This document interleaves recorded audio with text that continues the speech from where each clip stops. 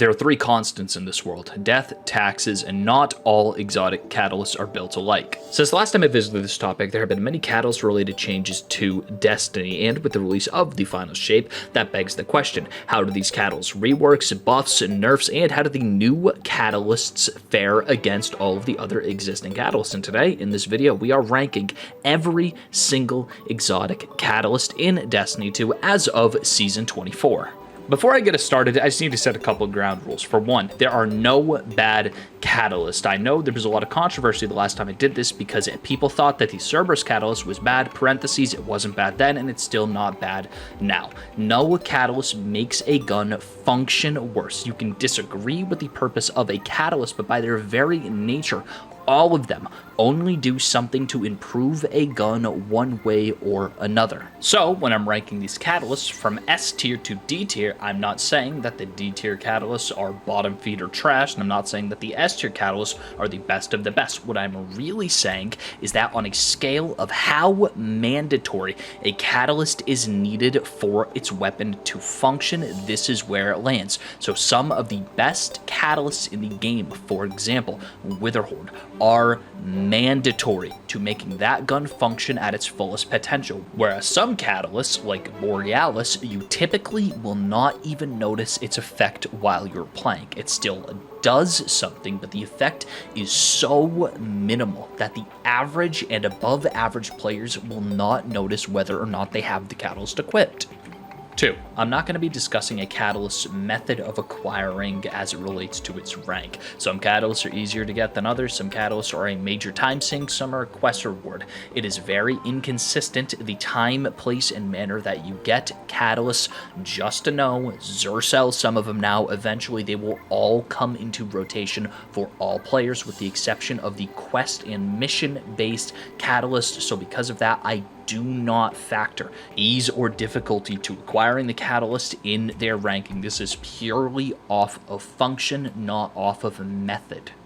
3. When I rank catalysts, I'm talking about their usefulness as it applies to the entire game. I'm taking these catalysts at their most useful and ranking them based off of that. Some catalysts are not meant for Crucible. Some catalysts are not meant for Grandmasters. Some catalysts are not meant for Gambits. Some catalysts are not meant for raids. Every catalyst is built different and designed for different purposes. So a gun like Whisper of the Worms catalyst would be remarkable in raids, mandatory in raids, but you are never going to see any practical use for that catalyst outside of raids. You're not taking it into Crucible. More often than not, in regular strikes, the bosses don't have enough HP, and in Gambit, you're not having enough time to actually use it to its full potential. You might see some niche uses in Grandmaster Nightfalls, but that's pretty much it. You're really only using Whisper of the Worms catalyst in raids, and because of that, I do not take it down for the fact that it is not a Swiss Army knife built to use the entire game. I treat it as it is at its best in what it is designed for. Now that those ground rules are all said and done, I just want to say, sit back, relax, and let's talk about some catalysts. Starting us off with the Ace of Spades, its catalyst, Funeral Pyre, means that Firefly does more damage while Memento Mori is active.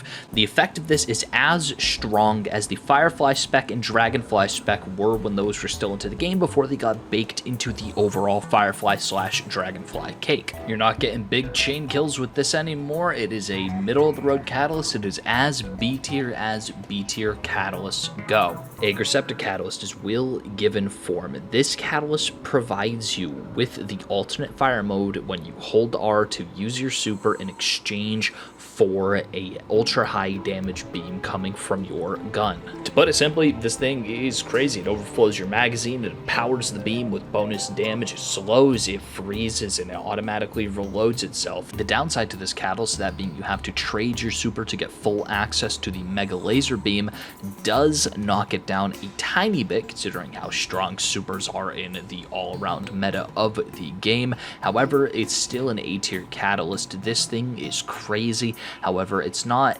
as crazy as some of the other S tier catalysts are for making the gun good. There's a solid argument that this is an S tier catalyst, but Ager Sceptre by itself has a lot of use without the catalyst, and you are only getting this gun online approximately once every 4 minutes at best if you're maximizing your amount of supers you gain, but that's pretty much it. The Arbelist catalyst serves a couple of functions. For starters, it provides Arbelist with Genesis rounds and allows for the magazine to refill upon breaking an enemy shield. It works with all elemental shields and barriers. This is just a great perk. It allows for sustained fire. It allows you to time your shots to break barriers with a single round of Arbelist. This is what this thing specializes in, breaking shields. Genesis synergizes perfectly. The second part of this catalyst is that it gives +1 to magazine size and provides a +20 boost to handling. It just allows for slightly faster shot swapping, smoother hip fire usage. It's well worth it. The extra shot is often make or break when dealing with end game champions and bosses. This is an all-around good catalyst that you almost need to have for Arbelist. I would say that this thing is S tier. The +1 mag is arguably a little bit more useful than the handling. The handling is still nice. The Genesis rounds is very, very good. It does a little bit of everything, and because of that, you have no reason not to use this catalyst. Up next, the Bad Juju catalyst adds a new perk, Unending Curse. Simply put, it extends the duration of string of curses by 1 second, from 3.5 seconds to 4.5 seconds. When determining its tier, you really have to measure how effective that extra second is when using this gun. It is approximately a 28% increase in duration. It's just 1 extra second. Most people will not find serious use out of this. It just makes the gun have a little bit more wiggle room when you need to fire 1 additional burst off to finish a target to be able to keep your string of verses stacked at ×5. It is an okay catalyst. It's not a game-breaking catalyst. It's not even a mandatory catalyst, I would say. This thing is a perfectly middle-of-the-pack catalyst. 1 extra second to its exotic perk. This thing is B tier. Black Talon catalyst adds a new perk, Reversal. Shots block immediately after guarding, increases the damage of Crow's Wings by 50% for 2 seconds. Now you say to yourself, 50% extra damage for 2 whole seconds? Man, that sounds like a lot. You have to acknowledge the fact that the Crow's Wings is the heavy attack that swings from Black Talon. It is the projectile. That alone, you can only get 1 fully charged Crow's Wings off by the time that this buff expires. You basically trading, you block, and then you do a heavy attack. You block and you do a charged heavy attack. That's the gameplay loop you're looking for, except for the fact when they say immediately after guarding, I mean the window is so tight you would think you're playing a fighting game and you need to parry enemies perfectly within a 1/10 of a second or an 1/8 of a second to be able to get this thing to activate. It was so inconsistent in all of my testing 6 months ago and now that I question if it's functioning properly sometimes. But no, the time it takes to activate this catalyst does not justify the extra damage you're going to be getting. You're better off just chaining light attacks. You can get more light attacks off by the time that you actually have a charged heavy attack. Not to mention blocking, using your sword to parry eats into your heavy attack energy. The reason it lasts 2 seconds is so that you can regen some of that heavy energy for your sword. This thing is not a good catalyst. It is our first D tier catalyst. The use you get from it, while yes, it is useful, doesn't justify actually using it. You can have it in your sword. You can use it all you want, but it doesn't change the fact that it puts you at a disadvantage trying to actually get this thing to work. The Borealis catalyst gives you 20 reload speed. Oh, that's it? You thought there was more? No, that's literally it. It just gives you 20 reload speed. This thing is awful. It is a D tier catalyst. You will never notice 20 reload speed in game. It's really bad. I have no other words for it. This thing should have been reworked a very long time ago. It is still very bad, and it is what I personally would consider the worst catalyst in the entire game. My opinion on Buried Bloodline has changed since the last time I ranked it. Buried Bloodline I do consider to be an S tier catalyst. I didn't fully understand the build crafting potential of Buried Bloodline when I got it the first time. To recap what the Buried Bloodline catalyst does, it reads as, quote, while Devour is active, this weapon weakens on hit. That's it. Free Devour. Free weaken. You get your multiple final blows with this weapon. It grants you Devour. You land your both bolts, you start leeching health from the target, and while you're doing all that natively, you just apply weaken. You just do more damage. You just kill things quicker. This has very quickly become my most used weapon because I fully understand how this catalyst works. If you have Buried Bloodline and you aren't using the catalyst, the amount of utility that weaken implies, not to mention how it synergizes with the new prismatic subclasses, this thing is crazy. Get Buried Bloodline, and then the next thing you should be doing is a second run of Warlord's Ruin to get this catalyst. Cerberus is up next. My favorite gun in the entire game whenever I'm playing Crucible. What this catalyst does now is when you get a kill, you hold R to reload and you switch to an alternate fire mode. You have approximately 8 seconds of a decreased spread. You get the same spread that was in the shot package version without sacrificing any of the fire rate, any of the range. This thing effectively is kill clip on steroids. It lets you hit all of your shots with no range penalty, and it doesn't mention it in the catalyst. Every time you get a kill, it extends the duration, but it doesn't extend the duration by a set amount. It extends the duration by refreshing it back to the beginning. As long as you're getting kills with Cerberus, you realistically could have this up an entire game of Crucible if you are really, really good. I don't mean that as an exaggeration, but it is a little bit of an exaggeration. Nobody's going to have this thing up for an entire game, but it is very common in my gameplay sessions to have this thing up for 20 plus, 30 plus seconds at a time, especially if you're playing your life and using Cerberus the way it is designed to work. People do not expect this thing to melt as quick as it does because it removes all of the penalties that firing the gun normally gives. Before the catalyst rework, Cerberus catalyst, I admit, despite the trolling, was suboptimal. I still thought it was good, but it's suboptimal. But now, if you are getting a kill with Cerberus and you are not reloading, you are actually being so silly, it is not even funny. There are no drawbacks, no downsides, just positives. Cerberus +1, I can confidently say, is an S tier catalyst, and in 6 months on this topic, 6 months is all it took for me to make enough noise to get Bungie to rework the Cerberus catalyst. I claim personal responsibility for this catalyst getting reworked. So yeah, go in the comments and say thank you for your service, because you're welcome.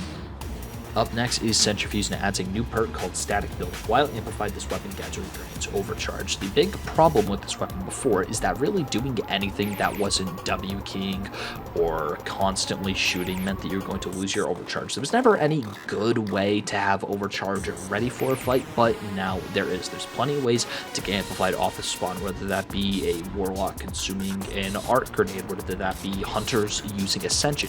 You can buff your entire team, giving them amplified right off the rip and being able to use Overcharge as you get into fights. Not only that, you do not lose Overcharge stacks when standing still. That is the important thing, because you are considered to be gaining Overcharge. You cannot lose Overcharge while you are amplified. The only way you can lose Overcharge is by reloading or by switching your weapon. Two things that you're really not wanting to do with Centrifuse in the first place. This is a good catalyst. It is well designed. It is a case-specific perk to make Centrifuse better. It's an okay weapon, and it just gets even better. This, simply put, is an A-tier catalyst.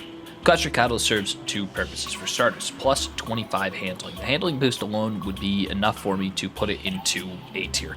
The dominance we saw this weapon in Crucible, part and parcel because of the handling boost. Don't even get me started on Peacekeeper Titans, abuse using Cloudstrike and controller aim assist with unending tempest. It was not a fun time to be playing Crucible. I was never good at it, but I know many people who were good with it, and I am not too proud to recognize that this thing is crazy good. That is just with the handling boost, not to mention it gains utility in every other part of the game. With triple tap, Cloudstrike has a base magazine size of 7, so by the time you get to the end of the magazine, assuming you are hitting every single shot precision on a raid boss, for example, you are getting an extra 3 rounds per magazine. The first 3 rounds gets you an extra round. But shots 4 through 6 get you an extra round, and then because it has a 7 magazine size, you have shots 7, 8, and 9, which means you get a 10th shot. You get 10 shots per magazine with Cloudstrike if you're landing all of your triple tap shots. In the way this thing works, it really is perfect synergy. It's a fantastic catalyst, and it is easily an S tier catalyst. Coldheart Catalyst suffers from Year 1 Catalyst Syndrome in that it just boosts stats and does nothing else, no extra perk. However, with Coldheart, it is a good change. It gets 30 points of stability and 20 points of reload speed. The reload speed is less important than the stability. The stability makes this thing almost laser-like. The other change that most people aren't aware of is that it adds 10 to the recoil direction. That gives it a 100 recoil. If you don't know how recoil works, if you have a 90 recoil stat, it's going to pull slightly to the left. If you have an 80 recoil stat, it's going to be up and down, but it's going to be a little bit uncontrollable. If you have a 70 recoil stat, it's going to go a little bit to the right. Anyway, the closer you can get to 100, the better, but you want to be as close to an integer that is divided by 20. That is how you get that perfect up and down recoil. The Coldheart Catalyst adds enough recoil direction so that it is 100. This thing pulls straight up and down, no more left or no more right, it's just up and down. The extra stability helps with that. It is an A tier catalyst. You can use it without it, but it is really helpful with it. Colony's Catalyst simply provides the gun with a +1 to the magazine and deeper pockets, increasing the gun's inventory size from 70 to 100. This means you don't have to use reserve mods to reach the max inventory. You have 8 shots in the gun and 10 in reserve, 18 total.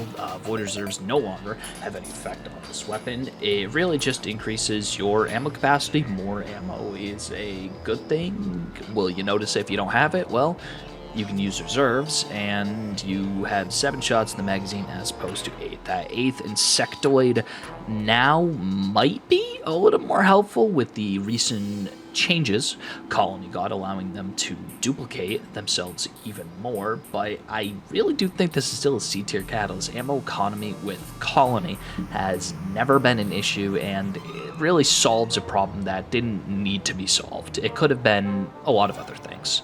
Crim. No catalyst, just gives it 20 range.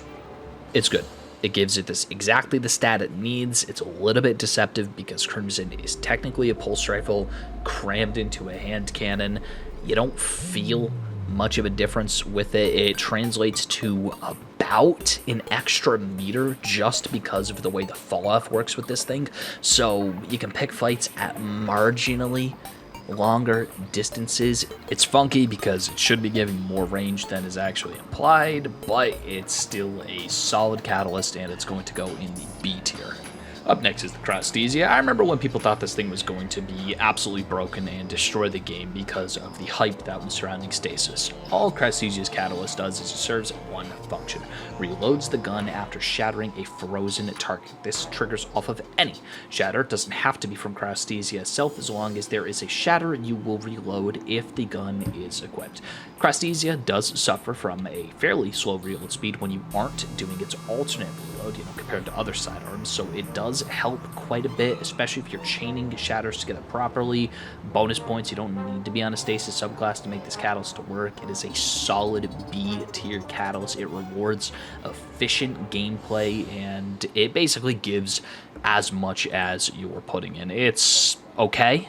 Up next is D.A.R.C.I. There's not a lot to say to it. Nothing has changed since the last time I made this video. No new meta tricks, no new nothing. It's just plus 20 stability. Because of that, you never notice it. It's a remarkably smooth weapon, even on controller. They could have picked any other stat to give 22 and it would have been fine, but they happen to choose the one stat that doesn't matter. This is a D tier catalyst. Dead Messenger has Turnabout as its catalyst. It just gives you a bonus overshield and then break a shield of an opponent or kill a guardian in their super. A little bit extra health is nice. It's not game breaking. It's not a type of overshield, so it doesn't have any good synergy with anything. It's just more health. That's pretty much it. It's a C tier catalyst.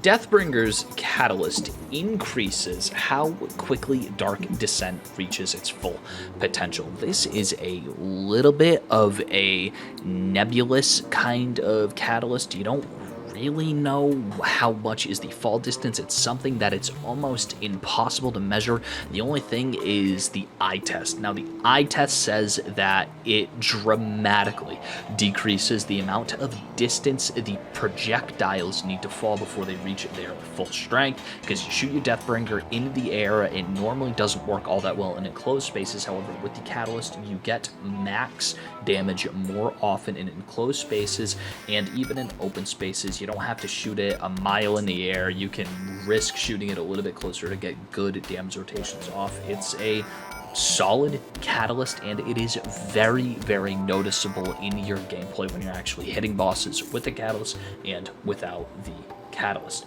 Also, fun fact, you don't need to shoot this weapon directly in the air to get the maximum value. You just need to make sure that the orbs are traveling, since even though it says despite falling, the extra damage from Deathbringer doesn't count X, Y, or Z. It just counts the amount of time the orbs are in the air. Neat, right? Either case, it's an A tier catalyst. I am a Delicate Tomb hater. Delicate Tomb's catalyst, collecting an Ionic Trace, partially reloads the magazine from reserves. Now, this is good. You think reload speed is great. However, what is the one thing that Delicate Tomb is known for? It's known for using amplification and being able to reload super quickly and to move super quickly. This gun on paper has a 48 reload speed. When you're amplified, you have effectively a 100 reload speed. It is amazing how quick this thing reloads, and despite it being nice having a partial reload from Delicate Tomb, you just don't need it. It's not useful, it's not helpful, it's just there. I would like to rate this catalyst in D tier. However, it's not at the same level of bad. You can still see the rounds going into your magazine whenever you pick up an Ionic Trace. It's just confusing because of the base amplification that you have while using this gun. So I'm just going to put it into C tier. Dragon's Breath Catalyst is very, very, very good. This is simply an S tier catalyst. It does two things. It increases the timing that it takes for your fuel reserves to go from 0 to 100 passively, and it also causes enemies to periodically drop fire sprites whenever they are hit or hit by any of these splash damage from Dragon's Breath. It's a solid catalyst. The amount of time it decreases your full fuel reserve reload if you aren't getting solar ignitions is almost a 50% increase in regen of rocket fuel. If you're using rocket fuel correctly, it's hardly an issue, but say you mess up, you miss your shot and you can't get the ignitions, you are waiting 27 seconds without the catalyst for this thing to be at full charge. However, you're only waiting 15 seconds with the catalyst. It's a very, very good change, and despite fire sprites not being as strong as void breaches or amplification from the Ionic Traces, it's still very, very good. It's a great catalyst, and it is easily S tier. Deadman's Tale is one of those funky guns that its catalyst seems to get changed every 3 months or so because it's either super broken or super underwhelming. It's just the way this thing works. As it stands currently, you have removes hipfire accuracy penalties and it increases your rate of fire. At maximum stacks, a cranial spike hipfire deals increased damage. Right now, the rate of fire increase is from a 120 scout rifle to a 140 scout rifle. And at maximum stacks of cranial spike, you get a 15% base damage boost. It's a good catalyst. It's not as good as it used to be. Most people in both Crucible and PvE aren't seeing any of that damage. So really, this catalyst, more often than not, I say, if you're hitting your headshots on everything and you are a cracked god with this thing, sure, disagree with me. However, more often than not, you are only seeing the baseline increased rate of fire, and because of that, I really do think that Dead Man's Tale's Catalyst is B tier. It's not nearly as broken as it used to be. A lot of the base functions of the Catalyst got rolled into the gun.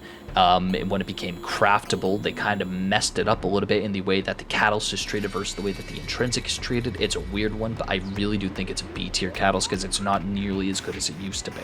Sometimes the simplest Catalysts are the best. However, in this case, Duality's case, it does a lot to help the gun. You get plus 20 range and +2 magazine size. For a shotgun, this is insane.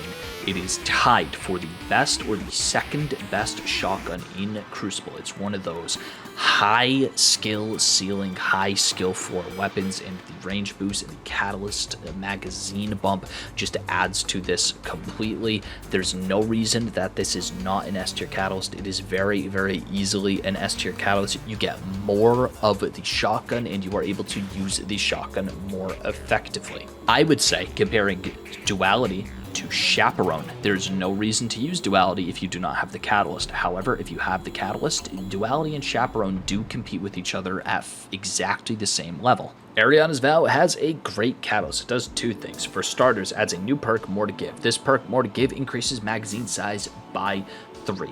Also, grants the gun a version of auto-loading holster that seems to work better than the original, but it really is still just auto-loading holster. It is a great catalyst.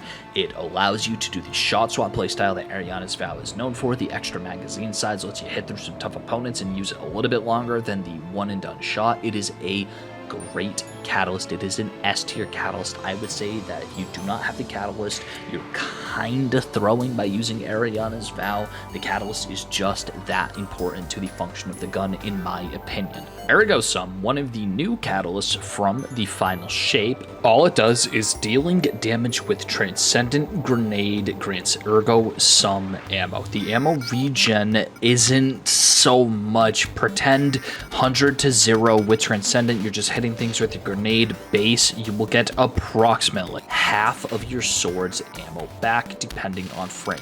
Obviously, this lasts longer if you are actively getting kills, and if you are using your Transcendent as efficiently as possible, you can go from 0 to full, or even continually to never run out of ammo with Ergo Sum. However, I do not think that the ammo regen justifies a slot as the catalyst. I don't think it is as effective as people think it is. The special ammo economy is currently not hurting in PvE because, you know, you're rarely getting Transcendence long enough to last in Crucible where you're getting full ammo, and even then, it's a special sword in Crucible. It's not one-shotting anyway. I think that this is a B tier catalyst. In my mind, Diris doesn't have a catalyst despite having one. It might as well not exist. Weapon enrages faster while amplified. Final blows with this weapon makes you amplified. This gun already reaches 100% amplification very, very quick. Only takes around 1 or 2 shots to do it without taking damage. In my testing, there is effectively no difference. The only reason why this catalyst is going into the C tier and not because of the D tier is because of the final blow grant amplification aspect of this catalyst, which means you can get amplified on any subclass. It is not unique to the arc subclass getting amplified whenever you get kills with this thing while you have the catalyst. Normally, you don't get amplified despite it being an arc explosion. With the catalyst, you do get amplified, and that is helpful to some regard, but in my opinion, nobody's really using Diris anyway. It's suffering in the current meta.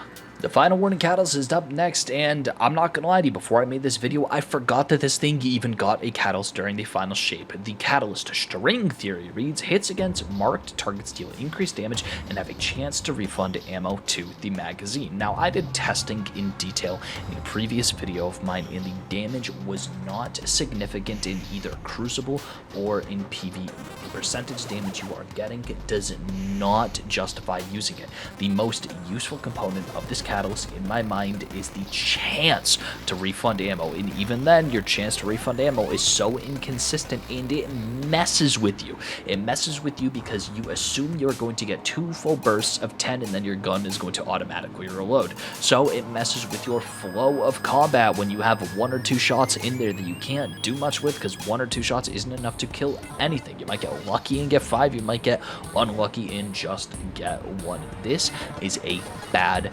catalyst. However, because of the extra damage, I'm forced to put it into C tier because you can consistently and constantly make use of the extra damage against marked targets while charged.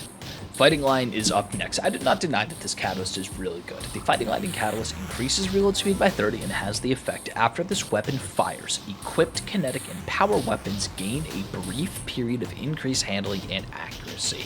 This cements the playstyle of a shot swap grenade launcher.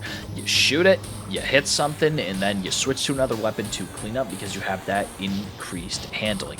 The reload speed for the gun itself takes the base reload speed, if you're just standing there manually reloading, from around 3.5 seconds to around 2.85 seconds. It's still a really slow reload speed, but it does help out. It's one of those year 1 exotics with a good catalyst, which is really rare, so it's going to earn itself a spot into the A tier, but it doesn't really provide as much. It just adds more onto the already good playstyle. The handling boost isn't a max handling enough to swap instantly, and the accuracy that you get from this is a little bit give or take. Accuracy is a relatively underutilized stat in that Bloom no longer harshly affects guns the same way it used to in, say, vanilla Destiny 2 or late into the Destiny 1 game's life cycle.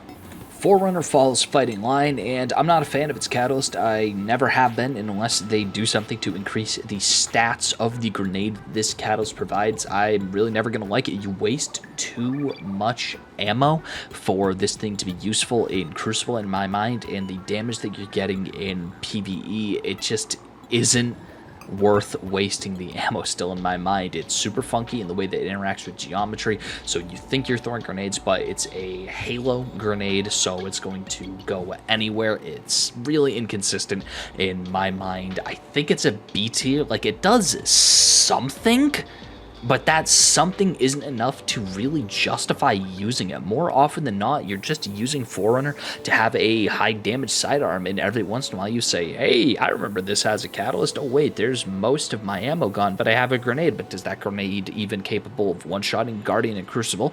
No, it primes them and does a lot of damage, and even then that grenade in PvE doesn't synergize with most other explosive effects. So what do you have? You have a B tier catalyst, since the grenade isn't really that good.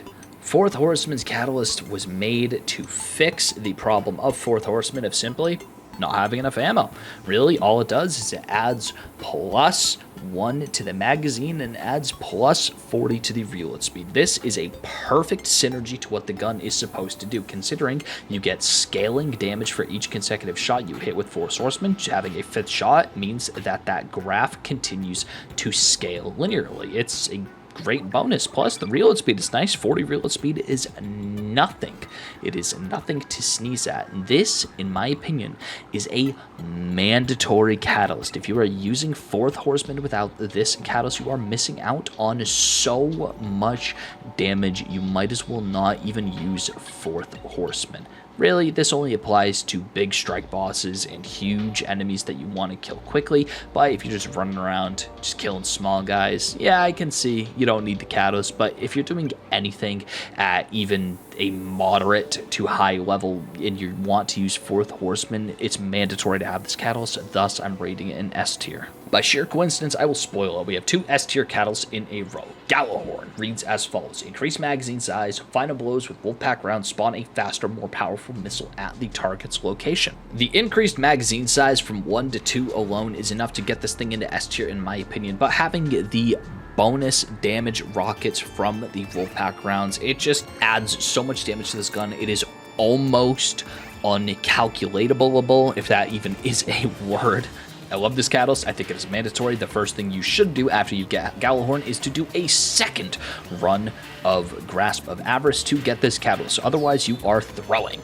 Moving on to Graviton Lance, this has been reworked a couple of times. As it stands, Graviton Lance catalyst does a couple of things. First, plus 20 range. It's a pulse rifle with a funky range fall off graph because of the way its base exotic perk works, meaning one shot has infinite range, then another shot has slightly less range. It just is okay. It's useful in a pulse rifle, but its damage fall off is something super funky. You rarely hit the damage fall off with this thing anyway.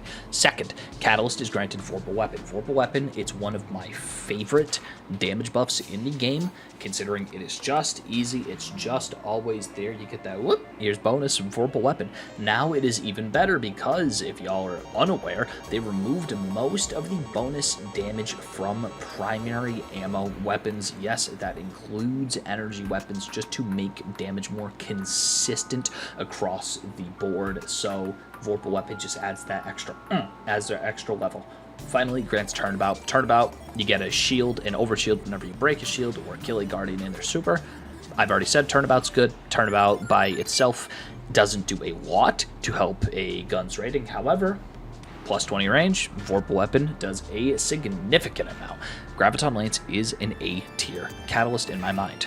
Grand Overture's Catalyst does a couple of cool things. It gives it plus 20 handling, plus 10 stability, and has the function that the missiles fired through the alternate fire will cause an arc blind to occur. The enemies defeated by this missile will explode into an arc burst.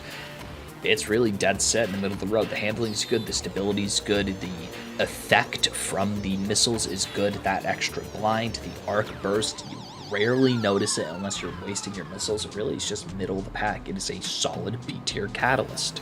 Heartlight's catalyst literally does nothing. It is a D tier catalyst. Okay, so technically it does something. It increases stability to max. However, Heartlight without this catalyst is already a perfectly stable weapon with no visual recoil on controller. This thing is going nowhere. On mouse and keyboard, this thing is going nowhere. And then you add the catalyst, and where does something go when it's already going nowhere? Easy, chat. It still goes nowhere. This is borderline useless. The only people taking advantage of this are shaking Timmies who have never heard a weapon fired in their entire life in a video game and react so violently that they shake their controller and drop their mouse. Hawkmoon's Catalyst increases its magazine size by 1 and grants a stacking bonus to reload speed, handling, and range based off of stacks of paracausal charge. This is perfect synergy. Literally, the only downside of this Catalyst is that you, the player, have to hit headshots to get this to work. It doesn't work automatically. If you're not hitting headshots, you're not getting these stats, and you're not getting that bonus mega damage round if you aren't hitting all of your headshots in the first place. It just adds a little bit of a forgiving cushion to Hawkmoon that is much appreciated. Makes your one-shot headshots in Crucible a little bit more consistent, and if you want to use this as a primary weapon in PvE, even though it's a little bit silly, it definitely is a playstyle I can empathize with. The only downside, besides that you have to hit your headshots, is that the stacking, range, handling, and reload speed bonus is lost as soon as you shoot your last shot. So where you get used to the gun having a certain pattern, you then reset back to 0 and get used to it again. It's a certain groove that you can master with enough time, but because of that downside, I'm still going to rank it in S tier. It's a great catalyst. There's no reason not to have it. Heartshadow is short, sweet, and simple.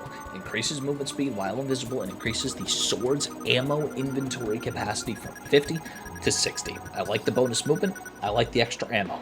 It's a B tier catalyst. It is middle of the pack as it comes.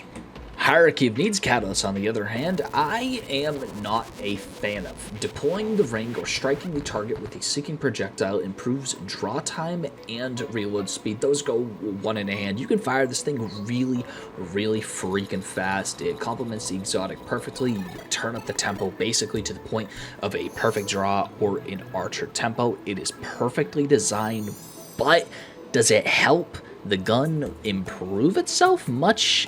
You can definitely make an argument for that. I think that it is a B tier catalyst because I personally don't get a whole lot of use out of it. It's a flawed playstyle in Crucible, at least playing behind the ring, and being mobile in all other activities is more important than being able to camp behind a ring and shoot a lot of arrows really, really quickly. I think it's B tier, however, I could be convinced that it's higher than what I'm ranking it.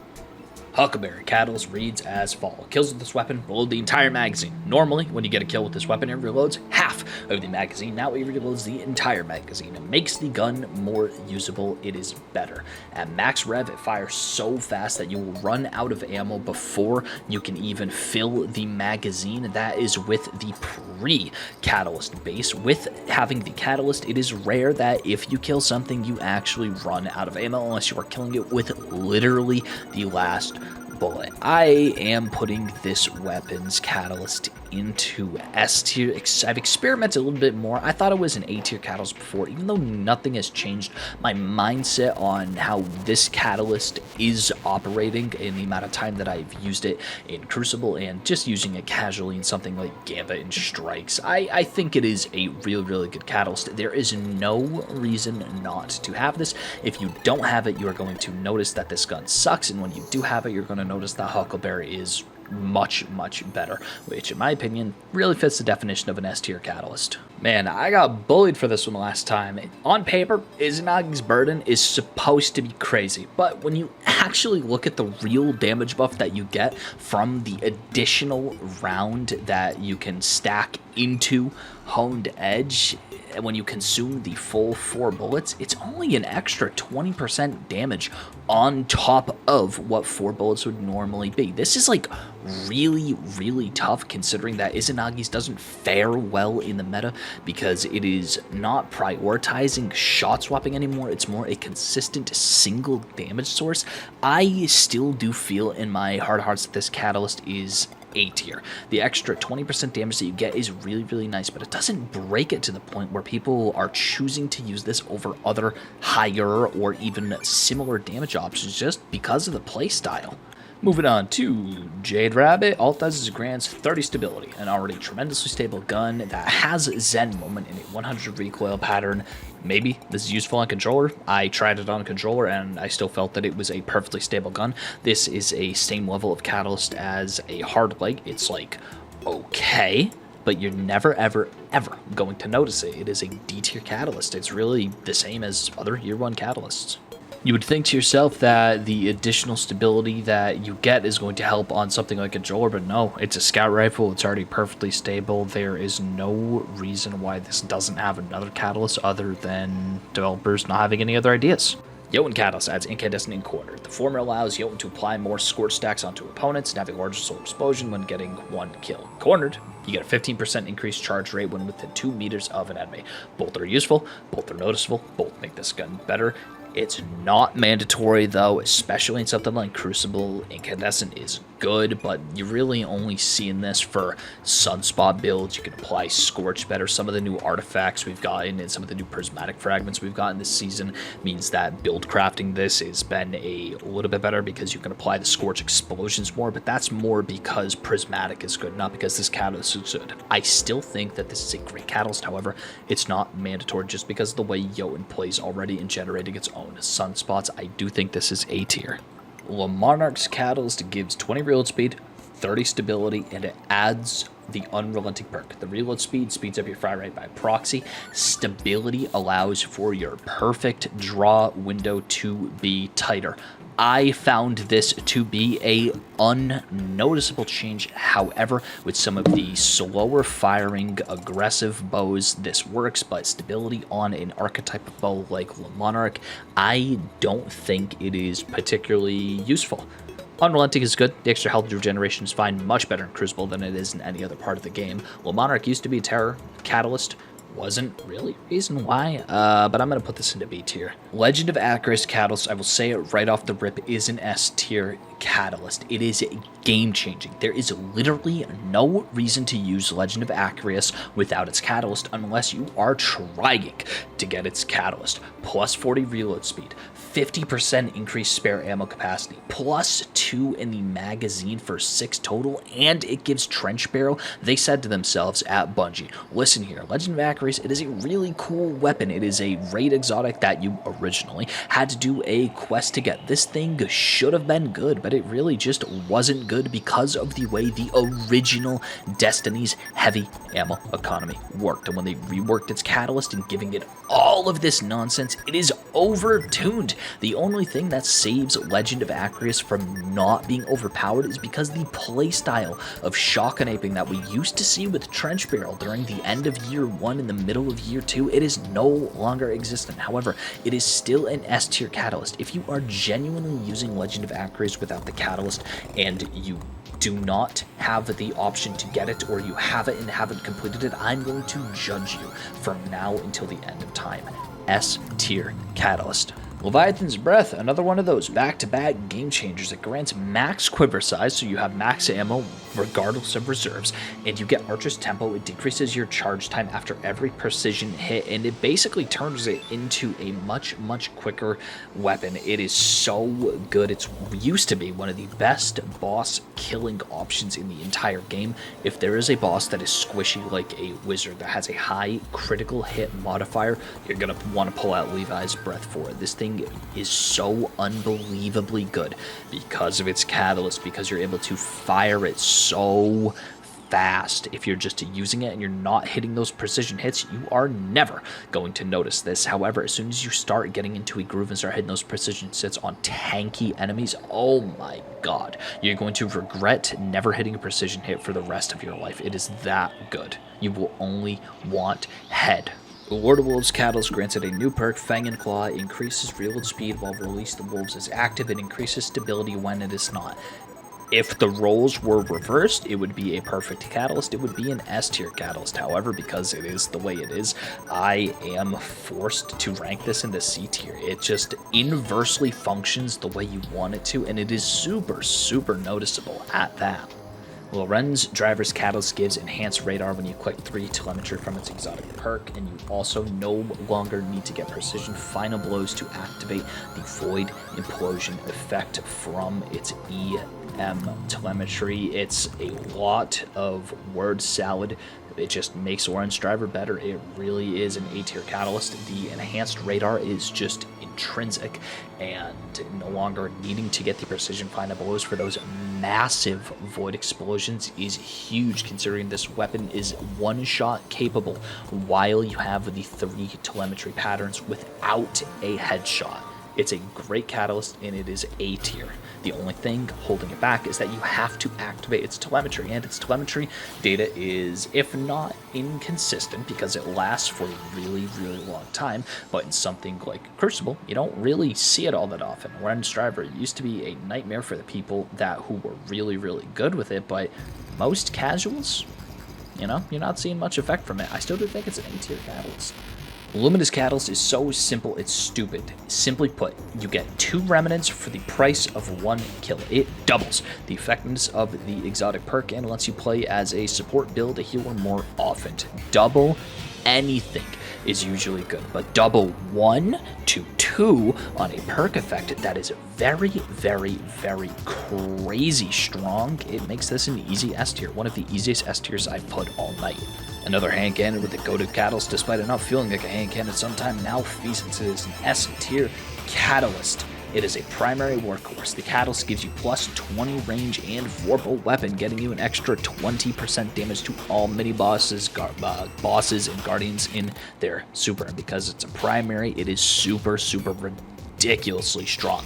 The noticeable difference between having the catalyst and not having the catalyst, it is night and day. Use Malfeasance and then use it with the catalyst, and you'll just want to use it even more. It's one of those catalysts that is that good.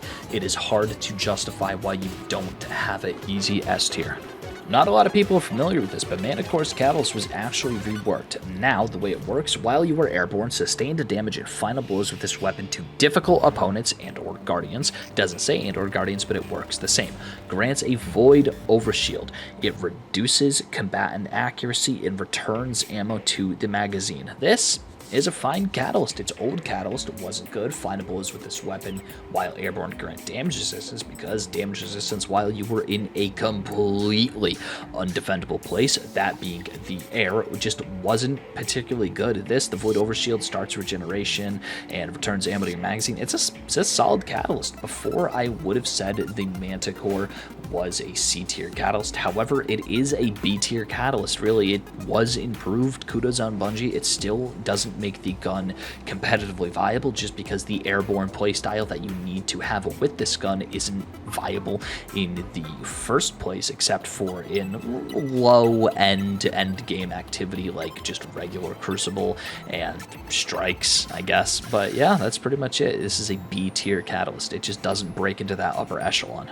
Up next is Merciless. All the Catalyst does is it gives it plus 40 range and plus 40 stability. In practice, it just makes the gun shoot further and feel a little bit smoother whenever you're firing full auto at max fire rate. It's an A tier Catalyst. I think you can use the gun without it. I think you can use the gun with it. It really is a give or take in my opinion. It's not as mandatory as some of the others, despite just being a flat bonus and it gives you 40 and 40. It's good, but, you know, I could see people using it without it, but it's still an A tier catalyst. MIDA Multi-Tool's catalyst grants no distractions. It was reworked a couple times. It has no distractions now. It grants 35% flinch reduction after aiming for 0.9 seconds. That's just the effect of no distractions. Is it nice? Yes. I don't really notice it. It doesn't really make MIDA more usable. I used to think this was a C tier catalyst. However, no distractions is just one of those perks that it does nothing. It's a D tier catalyst, especially on a gun like this. Before I fully understood how it worked, I thought that Monte Carlo's catalyst was D tier garbage. However, now that I have played more with it and understand how to use it at maximum potential, I think it's a B tier catalyst. I am not afraid to admit that I made a mistake when I rated the solo the first time around, especially when I didn't even consider the way that Makarov chain is extended by using it and by actually using melee outside of Makarov chain and using abilities. I didn't fully accept the synergies because it had just been fresh in my mind when I was doing this, and I was mad that it wasn't better. So yes, I admit my mistake. Monte Carlo is a B tier catalyst. It's not S tier. Some of you said it was S tier. It really isn't. Monte Carlo is a perfectly fine gun, even if it is lower in usage rate. The Navigator. To this day, I still actually do not have the Navigator. I just can't force myself to play Ghost of the Deep. It really is a boring dungeon. That aside, the Navigator catalyst allows for the alternate fire to fire the Gordian Knot. The Gordian Knot is half, if not all, of the reason you are using Navigator. The Woven Mail, you get it from its base is fine. It's a strand trace rifle otherwise, but the Gordian Knot allows the grapple melee playstyle. It is so painfully simple, this catalyst being just a Gordian Knot, just creating a grapple point out of thin air without having to waste a grenade, something that only hunters were able to do before. Great grappling points that were super convenient. Now anybody can do as long as they have Navigator. It's one of the best support weapons in the game. It's so simple. It really is an S tier catalyst. So Necrocatum got a new catalyst. Before I tell you what the new one is, its old catalyst was Outlaw.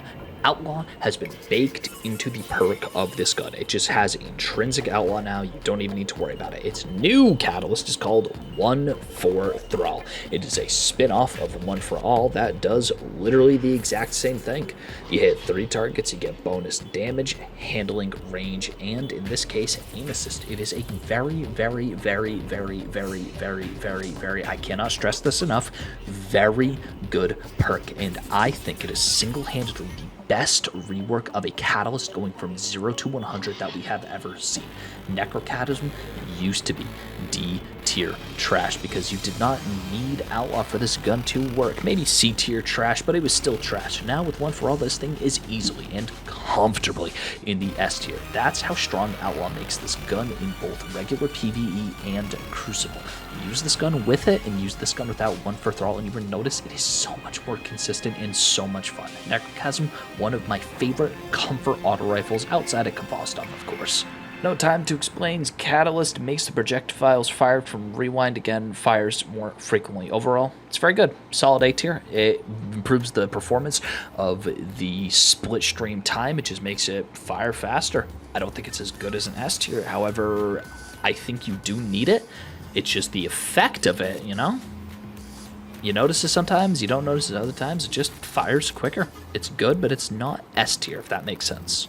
Osteo Striga's Catalyst reads Poison Findables, reload ammo to the magazine. It's awesome. It allows you to fire this thing almost non-stop. You can get close to, if not more than 100 rounds in the magazine when you're getting poison kills. It's craftable. It has great synergies with any Warlock exotic using Necrotic Grip. It just synergizes upon itself. Osteo Striga was nerfed a little bit in the way that the poison spreads and how much damage it does recently. It just allows the weapon to be far better with it than without it, you know, because the ammo considerations and the spam heavy playstyle you can use by having it. I still think it's an A tier catalyst, and yeah, I'm going to keep that. I still think it's an A tier catalyst.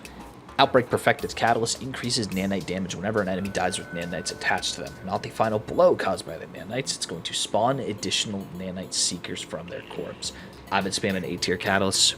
I'm going to keep on spamming A tier catalyst. Outbreak Perfected is an A tier catalyst. It made me sick to put on Polaris Lance to use it again for the purpose of making this video. It was the best PvE weapon for Grandmaster Nightfalls last season. All the Catalyst does is it just adds Dragonfly. Solar 3.0 has better Scorch than Dragonfly and better damage than Dragonfly. You aren't going to see this active most of the time. It's just a tiny bit of extra damage. I used to say it was B tier, but in all honesty, I've downgraded this to C tier, considering that the Dragonfly damage you're getting from Polaris Lance isn't as good as you think it is. Prometheus Lens Catalyst. All it does is it adds plus 20 stability and handling. I am sick of talking at this point, so I'm just going to put it into D tier. This thing is terrible. Another bad catalyst in a row, Prospector. It gives you deeper pockets. It has increased damage reserves. Did I just say it's awful? I was trolling you. You have to prospect deeper to see the value in this. You get plus 40 blast radius from Prospector. The blast radius is nothing to sneeze at. You know, it makes this thing a little bit better. It's not D tier like Prometheus Lens is. It is a C tier catalyst at best. I used to pray for days like these when I could prove so many people wrong at the same time. I can't even begin to remember the amount of people that were saying that I was wrong for saying that Quicksilver Storm was an S tier catalyst because of the way kinetic damage bonus modifiers work. Stop. Enough of that. All that damage is removed. All weapon types, kinetic, strand, and stasis do the same damage consistently across the board. So the exotic catalyst effect of changing this weapons type from kinetic to strand immediately just makes it better because of the strand synergies. There is no reason to use a kinetic weapon where you don't have to unless you are trying to build a baseline of transcendent energy at this point. The kicker is, with Quicksilver Storm changing to strand, it also makes the grenades able to generate tangles upon grenade final blows. It is really good. It's an S tier catalyst. It's up there with Leviathan's Breath in accuracy and how mandatory I think this thing is. Yes, I am right. LeBron James dunking on Chet Holmgren, and Chet Holmgren breaks his own foot. That's how right I am. You broke your own foot going up against LeBron James, Chet Holmgren. Rat King's Catalyst is up next, and it's really good. Provides 20 in assistant, changes the recoil direction to 100. We talked briefly about why that is very, very good, and also adds the functionality, which refreshes your health every time a Vermin perk is triggered. It's good. It's a shame Rat King isn't more useful. I actually think I want to do some challenge runs using 6 Rat Kings. I'm putting those together, or I'm going to try to put those together, but yeah, this is a good, solid A-tier catalyst. Revision 0 technically has 4 catalysts. You can choose between Outlaw, Fourth Chimes, the Charm, Frenzy, and Pressurized Mag. Of those, Pressurized Mag is the worst. Frenzy, I think, is the second best. 4 times the Charm, you can use Hunter's Mark at least 1 more time if you hit all of your shots. 2 more times if you hit all your shots. Outlaw gets you quick reload speed. It's a weird one. On average, I would say that this is a C tier catalyst because Pressurized Mag is useless, because I disagree with Fourth Chimes, the Charm, as a viable playstyle, and Outlaw and Frenzy are just a little bit better than those, so it averages out to C tier. Risk Runner Catalyst. I like Risk Runner Catalyst. Year 1 Catalyst Syndrome. It only gives it 30 range, but it's perfect. 30 range on an SMG is great. This is a solid A tier catalyst. It doesn't do a lot, but that 30 range is enough for you to notice all the time. Red Death Reformed, one of the brand new catalysts just unlocked. I actually waited to make this video until Red Death Catalyst was available because it was dangling right there. Whoever was responsible for making the decision to put Catalyst of Red Death at rank 140 6 weeks into the season, I'm not going to say I hope you get fired. Normally I would say I hope you get fired, but Bungie layoffs, you know, I kind of feel bad for them right now. Besides that, Red Death Catalyst has 2 functions that I believe, in my experience, is bugged. You are supposed to send out a healing pulse, and you are also supposed to generate a remnant on the ground that your teammates can come pick up after you. In Crucible specifically, the remnant function is not working all of the time. You as a player are picking up the remnant before your teammates can come and get it. It's supposed to linger on the ground for your teammates to come get it after you if they are not around for that pulse of energy or that pulse of healing. But if you're picking it up, this catalyst, which is supposed to be a support catalyst for your team because Red Death already heals you, it's just not doing the support function normally. And even in PvE, it really depends on the activity or the map. It isn't consistent where the remnant is being picked up and where the remnant is being dropped off. You can take it to any planet in any instance and the results are going to be different. Something needs to change in the way that this spaghetti code is put together to make it consistent. Either A, you're supposed to pick it up at the same time, or B, what I think it's supposed to do is it's supposed to leave it on the ground all of the time. I think Red Death is a phenomenal gun. As it stands with its catalyst bugged, it is a C tier at best. If the remnants functioned properly all of the time in every environment and in every game mode, I would say that this is an A tier. Just because you're getting a free healing grenade you can put on the ground that regens health and starts restoration. It would be great if it worked all the time. So right now I'm going to be ranking this thing in C tier because we're ranking it pretty much because the pulse of healing you get from Red Death Reform not only doesn't have a particularly long range, but it's only 30 healing. Ruinous Effigy grants deconstruction and allows more damage to be dealt to opponents weakened by the transmutation spheres.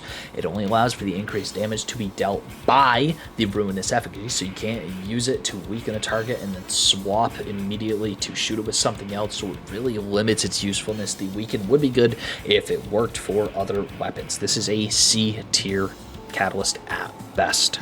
Skyburner's Oath Catalyst is a year 1 catalyst that simply grants stats. You already know how I feel about this, but in this case, its stats granted are plus 20 reload speed, taking your total reload time from 2.19 to 1.84 seconds. This is garbage. This is bad. Rework this. I want to see Skyburner's Oath get a rework. This is a D tier catalyst. In the last video, I said Sleeper Simian was an A-tier catalyst. I really meant to say it was an S-tier catalyst. When you actually play with this thing with the catalyst and without the catalyst, it is so painfully obvious that having the increased ammo reserves and allowing it to shoot much, much faster, it takes its charge time down from 1024 to 774. It is so unbelievably noticeable. It is a great catalyst. I should have said it was S-tier the first time. I don't know why I didn't, but this is an S-tier catalyst. Easily. Sturm is up next. It's a gun. It's useful in 2 capacities. It's a shot-swapping monster. The catalyst, what it gives is 20 range, 40 handling. Besides stats, it's nothing else. It is a good catalyst. It gives you everything you need. Nothing more, nothing less. B tier. I love Suros Regime, however, its catalyst is kinda silly. It changes the recoil angle from 50 to 100, which is super, super noticeable. I do think that that's the best part about the catalyst. However, what it says is increases chance to regen health from Suros Legacy. There's no good way to measure that. It feels like it works when it wants to and doesn't work when you actually need it to work. You know, if it was a guaranteed thing, like once every 2 kills or once every 3 kills, you can consistently rely upon a health regen, it'd be fine. But it's not. It's just random.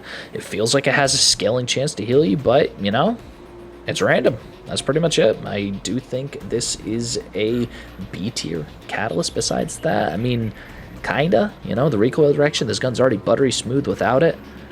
But let's just say it's a B tier catalyst. Sunshot has the same theory of catalyst making as most other year 1 catalysts. 30 range, 20 stability. It's a good year 1 catalyst. It does basically the same things as Sturm, so because of that, I'm going to rank it in the same tier as Sturm in B tier.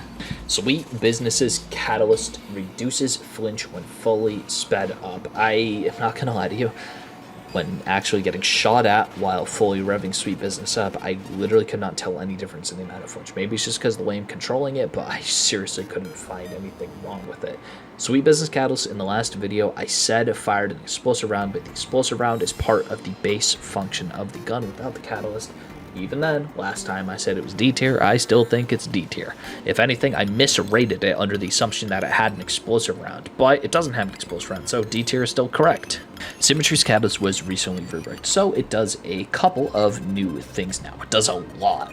So, for starters, what it used to do and what it still does is provided additional stacks of dynamic charge, so you can stack it very high now, up to 20, whereas before it would have been 15.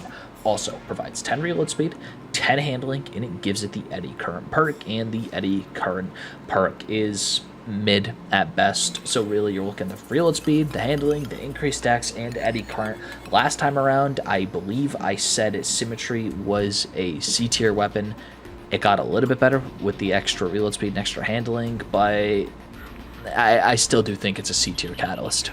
Bungie really did miss the mark on this rework compared to the Cerberus rework. Besto to Lesto grants increased magazine size from 4 to 7 and increases your reserve capacity by 40 points, which almost maxes out capacity. You still need reserves to get max capacity. It's a good catalyst, doesn't do too much, it's just an ammo catalyst. It is a B tier catalyst. Moving on to the Tessellation Catalyst, one of the new ones that we can now get access to in the final shape. What the Tessellation Catalyst does is it adds elemental keywords depending on the grenade sacrificed to it. Let me explain. You sacrifice a stasis grenade, you're going to freeze your target. You sacrifice a strand grenade, you're going to apply sever, and you're going to suspend your target. You sacrifice a void grenade, you're going to suppress your target. If you sacrifice an arc grenade, you're going to jolt your target. And if you sacrifice a sword grenade, you're going to scorch your target.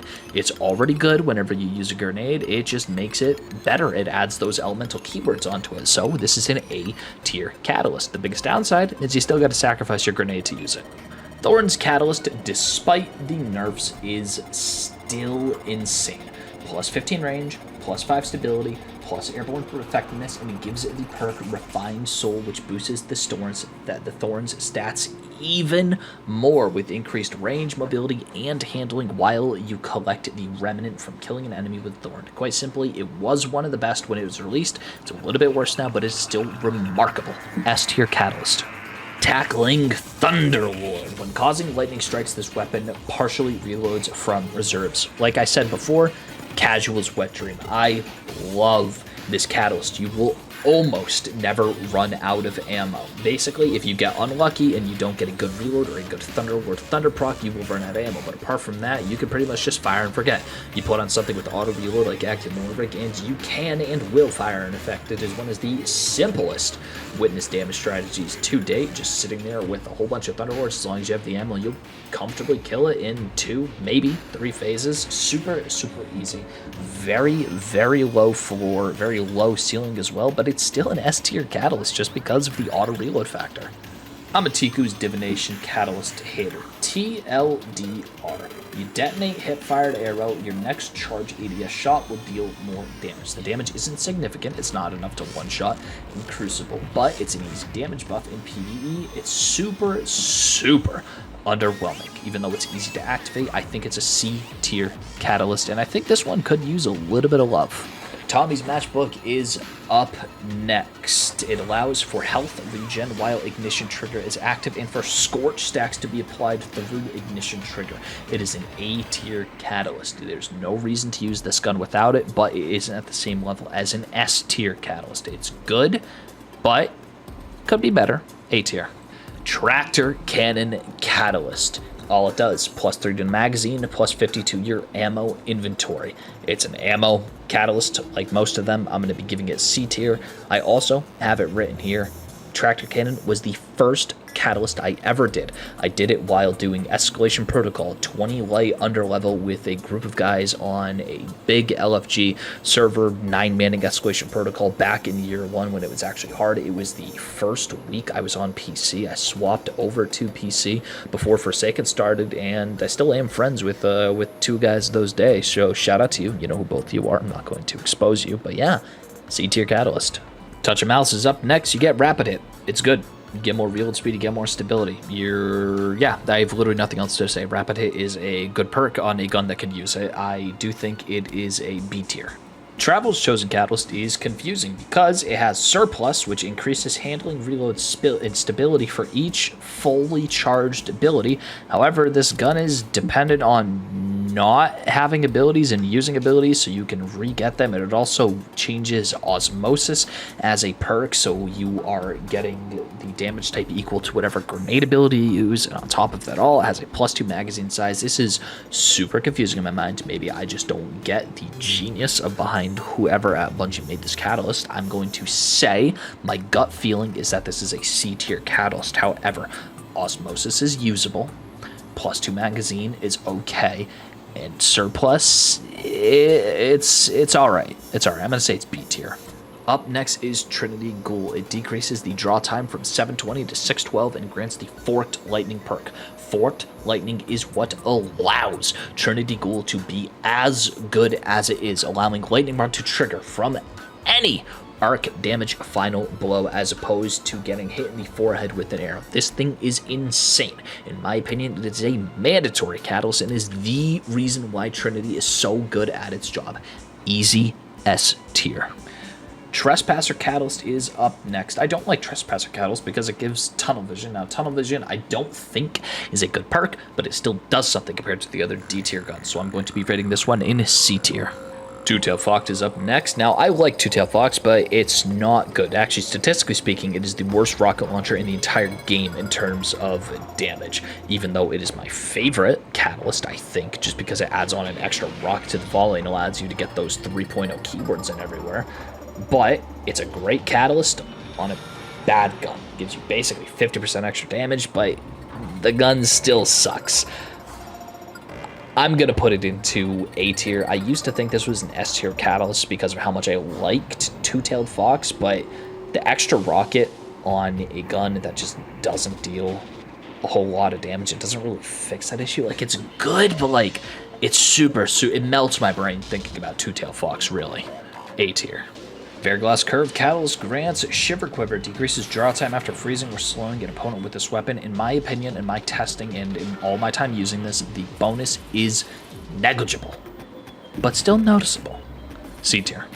Excalibur, another one of those craftable exotics. It doesn't technically have a catalyst. It has refits. Just choose a movable refit. You basically double the glaive energy that you get while standing still and blocking.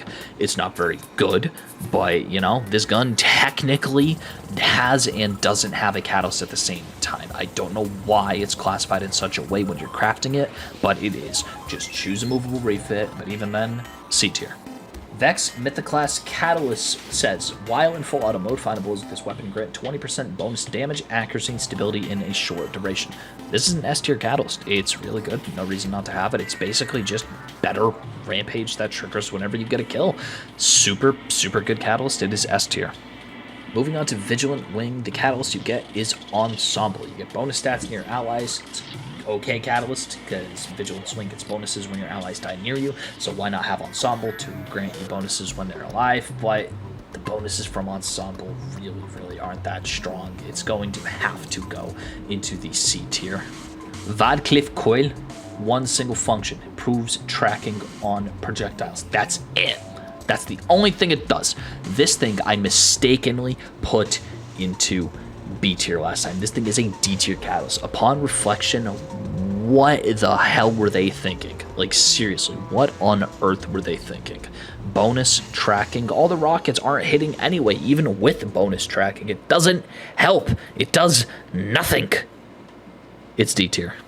Like I talked about in the intro with the Whisper of the Worm, I alluded to the catalyst. I think it's really good. I think it's a super good catalyst. I think it is mandatory if you're using this weapon. There's no reason not to have it. Now that it's craftable, there's even less of an excuse not to have this catalyst. You just got to do a couple runs to fully max this thing out. Just getting the bonus precision damage and the 30 reload speed, it really is an S tier catalyst. There's no reason to argue it being anything other than one of the best catalysts in the game, seeing how you can use it without it, but it's just, I don't want to say infinitely better, but it's just much better with the catalyst than without it. S tier.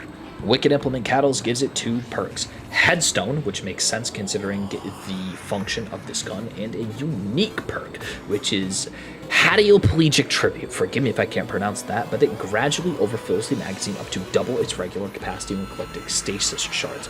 It's perfectly serviceable, perfectly middle of the pack. This is a B tier catalyst in my mind. You could be forgiven for not having this one, but when you do have it, it's super, super nice having that double magazine capacity. Don't get me wrong. Wish Keeper, more like Wish Eaper, has 4 catalysts. Most of the other craftable exotics. Of the 4, 2 of them are good. Multi-threaded snare refit and enduring snare refit are both good, I would say. Solid B tier catalyst. I think the best one, in my opinion, for my playstyle is multi-threaded snare refit. It's B tier in my mind, but yeah, on average, all the catalysts are B tier. Withord Catalyst is S tier. All it does is it grants auto loading holster and plus 40 handling. It's a perfect synergy to how the gun is supposed to work. You fire it and then you switch to something else. It is perfect. It's so simple. It is so stupidly good. The devs never need to nerf it. It just works. It just works. S tier Catalyst, simple as. Last but not least, Worldline 0. It's a very... I hate the fact that because I do this alphabetically, I have to end on such a stinker. The perk that you get is it reduces the time for tessellation to activate. It's around an extra half a second to a second. You can use it earlier with the catalyst. It's really not noticeable at all. I mean, even if you're using this thing, not to make the argument that there are better options, but like... just use an Eager Edge Sword, really. Don't use Worldline. Worldline hasn't been good since Warmind. And even then, it wasn't good during Warmind. It was just used for skips. It was just used for mobility. When I said last but not least, I didn't actually mean last but not least. I meant that upon review, I inevitably would have found a catalyst that I missed, and the catalyst that I missed is Heir Apparent. So, let's look at it. Appearance Catalyst does 2 things. Increases the arc shield's durability and partially reloads the magazine if it is destroyed. Now, I'm not going to lie to you folks, I genuinely do not see any need for this catalyst. The arc shield on Hierarchy of Needs is either infinite or it doesn't exist. The increased health of the arc shield, in my experience, hasn't done anything to impact the gun, and the extra reload you get is nice, but it's not even a full magazine reload. It's just 100 rounds. I do not rate this catalyst highly. I am going to be ranking this catalyst in a C tier because it still technically does something. Now, officially at the end of the video, I want to thank each and every single one of you, and the 12 of you who actually sat through the entire 1 hour, 15 minutes of this video. Man, wow. It's a lot of yapping I just did. But anyway, this is the final tier list, as you can see up on screen now. And, you know, there were a whole bunch of changes. If my math is correct, I think there was 25 changes in terms of how I ranked Catalyst. Maybe 10 of them or so were due to actual buffs and nerfs. The other 10 or 15 or so were due to me reevaluating the way that I see these Catalysts. Buried Bloodline, for example, I rate so much more highly now than I did 6 months ago. Besides that, I just want to thank each and every single one of you who are here, even if you just skipped to the very end to look at what I thought the tier list was going to be. I do appreciate your views. I do appreciate your time. If you haven't already, leave a like, leave a comment, subscribe if you're new here. And besides that, thank you all for watching, and take care now.